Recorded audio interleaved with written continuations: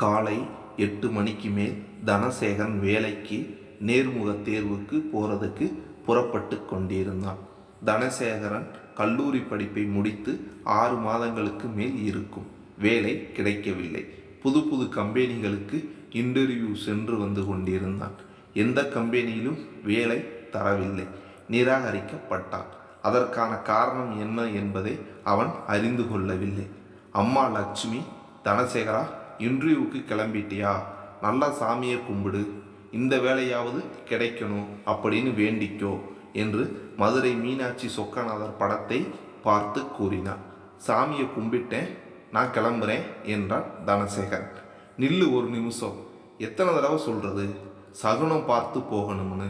நீ வீட்டில் இருந்து வெளியில் போகிறப்ப நல்ல விஷயத்தை இல்லை நல்ல ஆட்களை பார்த்துட்டு போகணும். அப்போ தான் போகிற காரியம் நல்லா நடக்கும். நம்ம காம்பவுண்டில் இருக்கிற ஆளு எல்லாம் பொறாமை பிடிச்ச ஆளுக.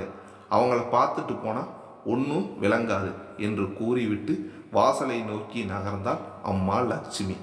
எட்டி பார்த்து விட்டு, தனசேகரா, இப்போ கிளம்பு, காம்பவுண்டில் யாரையும் காணோம், சீக்கிரமாக கிளம்பு என்று அம்மா லட்சுமி கூறியதும் வேகமாக ஃபைலை எடுத்துக்கொண்டு கிளம்பினான் தனசேகர்.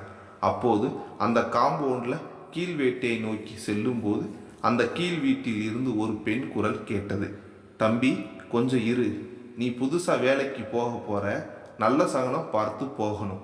நீ வேற அந்த தனசேகர முகத்தில் முழிச்சிட்டு போயிடாத. அவனுக்கு ஒரு வேலை கிடைக்க மாட்டேங்குது, ராசி இல்லாதவன்.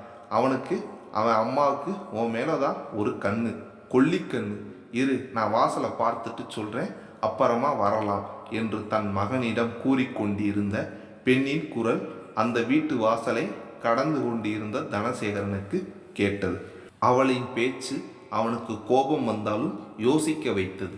அப்போது தனசேகரனுக்கு புரிந்தது, என் அம்மாவின் பேச்சும் இப்படித்தானே மற்றவர்களை காயப்படுத்தியிருக்கும் என்று. சகுனம் பார்ப்பது சரியா தவறா என்பதை விட அவர்கள் எடுக்கும் முயற்சியே அவர்களின் செயலில் வெற்றி தோல்வியை தீர்மானிக்கும்.